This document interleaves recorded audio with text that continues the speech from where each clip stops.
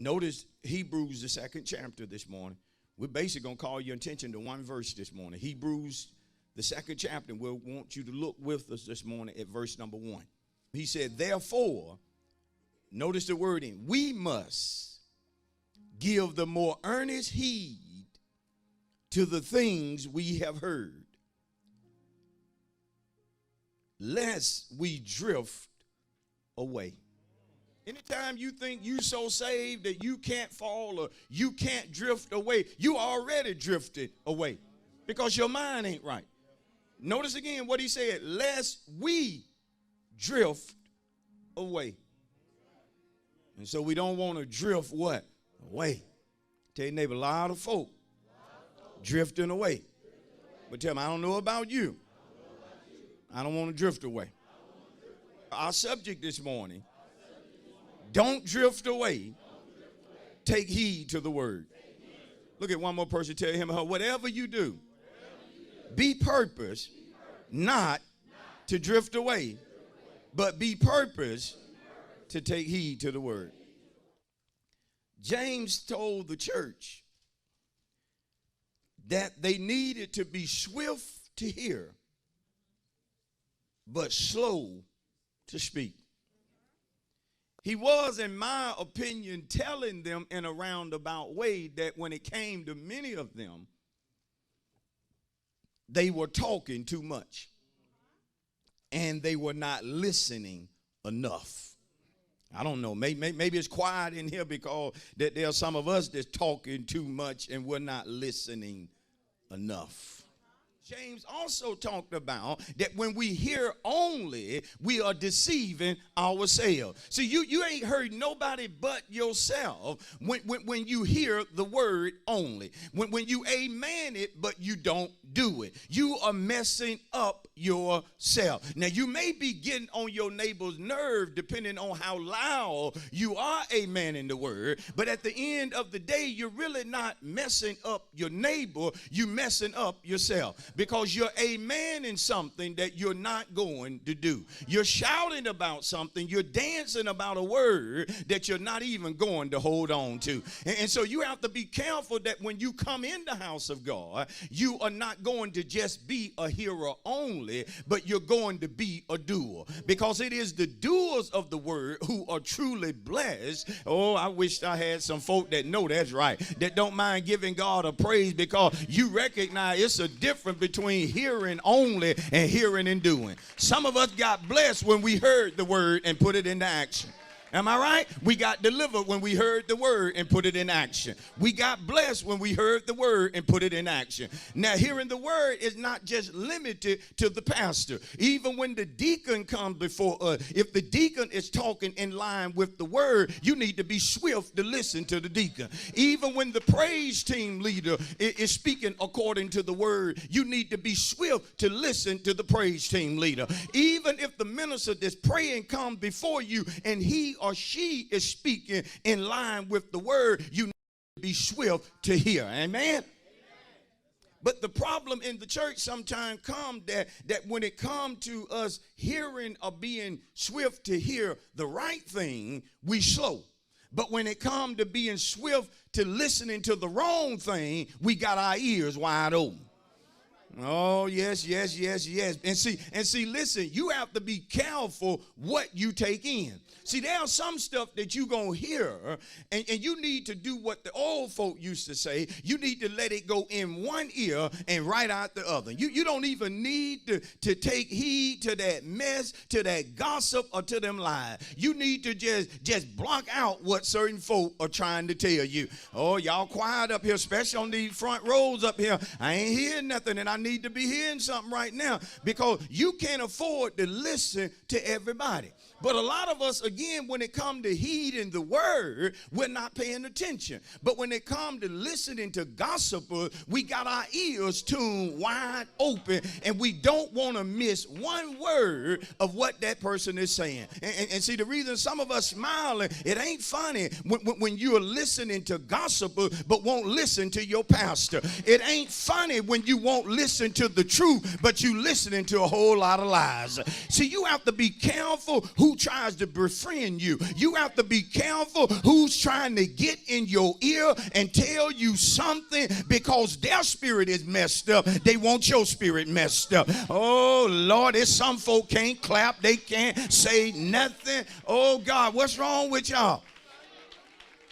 How many know that's right? It's something wrong when you always listening to gossip. But when somebody is saying something beneficial, you can't pay attention. It's amazing how people will listen to mess. I'm going to deal with it anyhow. Can know somebody is talking about a person that you know this person's character is not like this. You know this is not the person that I know, and you won't even cut them off. You keep listening to them talking about stuff that you know ain't right. Don't you think to yourself, it's a reason they whispering it to you and not talking about it out loud?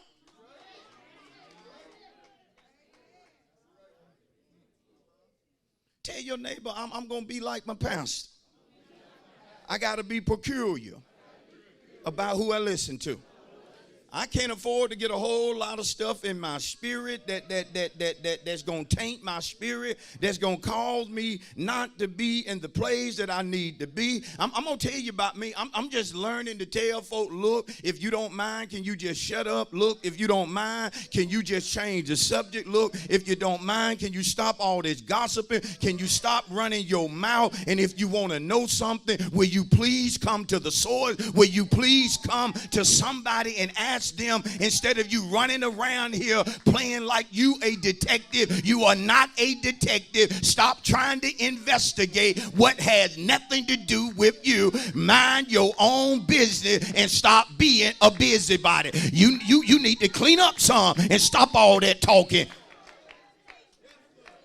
And I'm going to tell you, it's sad when people look at gossipers, whether it's happening on the job or outside of the church, and they hear people gossiping, but they don't just hear people gossiping. They hear folk gossiping who are supposed to be saved. They hear folk gossiping who are supposed to be leaders. They hear people gossiping who are supposed to be able to be confidential, who are supposed to be able to keep things quiet and not talk about certain thing. Oh God, oh, somebody is getting chastised. Somebody is getting corrected because you've been talking a little too much, and though you've been whispering, God got some good ears and he has yet been listening to you run your mouth, and he's telling me to tell you that enough is enough. Shh. Quieten yourself.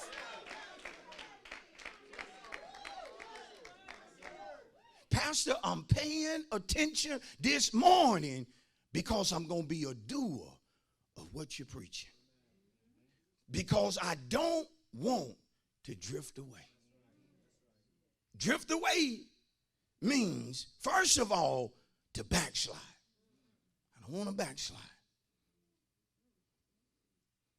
I done gave folks advice and testified to a lot of people. And in my case, I done preached to a whole lot of folk to be allowing something or somebody to cause me to backslide. Now y'all ain't preached in no pulpit, but you ought to share with your neighbor if it be true and tell them, I'm about like him. I done preached to a whole lot of folk now. Y'all done preached on your job. You done preached at family reunions. You done preached when you shouldn't been preaching. Come on, you done preached when you should have been working. You done been preaching when you should have been doing other things. So don't sit there and act like I ain't no preacher. Well, we wouldn't have knew that if we wouldn't have heard you up in Food Depot. Sound like you were doing some mighty good preaching to whoever that was that you were talking to. Only thing you forgot to do was give a subject, but you did everything else. But the day and time we living in, folk that preach to us are drifting away. Is that right? We in a season where, like it or not, church, yes, folks are being saved, yes, folks are being delivered, but at the same time, in the church, there is a great drifting away taking place.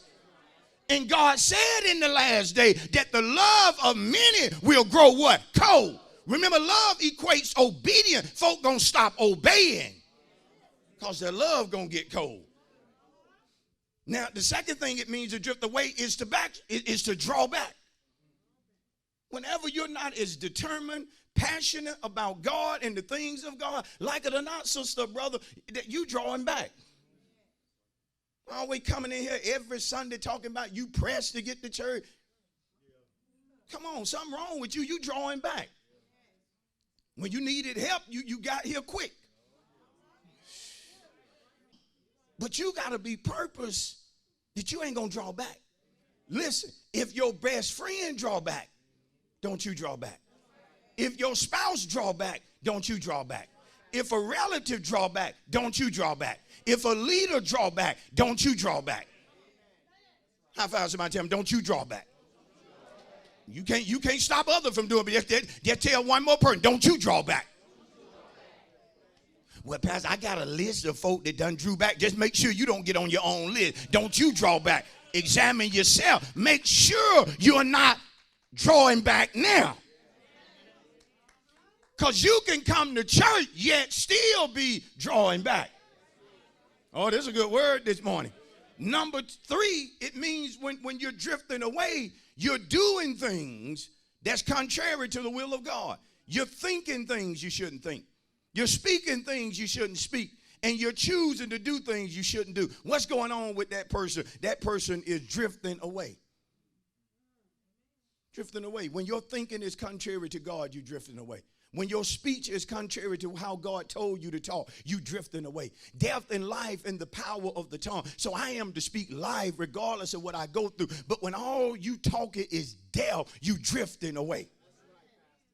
Can't be no death talker and then tell me you on fire for God. Devil is a lie. You talk too much death. You a lukewarm saint. And let me tell you what God will do to lukewarm saint. He'll spew them out of his mouth. So you have to be careful even when you talk about who drifted away, who left God, and who quit. Because in actuality, there are some people that didn't actually quit. God spit them out. He got tired of them being lukewarm and he spewed them out of his mouth. And so we have to be careful even how we look at things. That's biblical in Revelation. He said, I'd rather you be cold or hot. But if you lukewarm, he said, I'll spew you out of my mouth.